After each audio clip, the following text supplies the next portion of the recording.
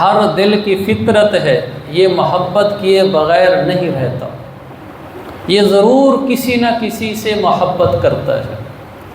دل کی فطرت ہے، یہ نفرت کیے بغیر نہیں رہتا، یہ ضرور کسی نہ کسی سے نفرت کرتا ہے اور بیزار رہتا ہے۔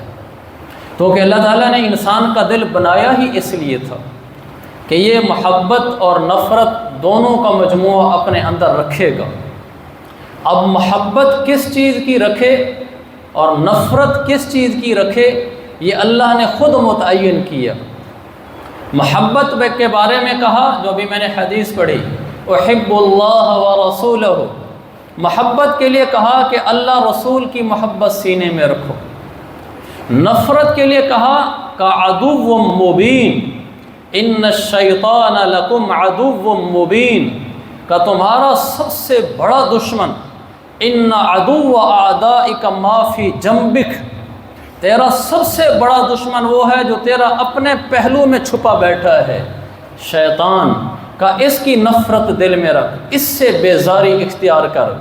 یہ دل چونکہ محبت کے بغیر نہیں رہتا، تو اس کو اللہ رسول کی محبت سے آشنا کرنا ہے۔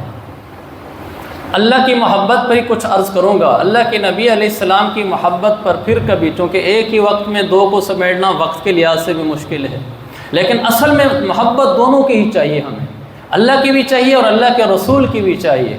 اللہ کی محبت جب سینوں میں آ جاتی ہے، آپ حیران ہوں گے، جب اللہ کی محبت سینے میں آ جاتی ہے، زندگی کا رخ ایک نئے دھارے کی طرف چل پڑتا ہے، ایک نئی حیات ملتی ہے، آدمی کو جینے کا مزہ آتا ہے کہ اچھا زندگی تو اس کا نام تھا، میں اب تک کہاں بھٹکتا رہا، کہاں پھرتا رہا۔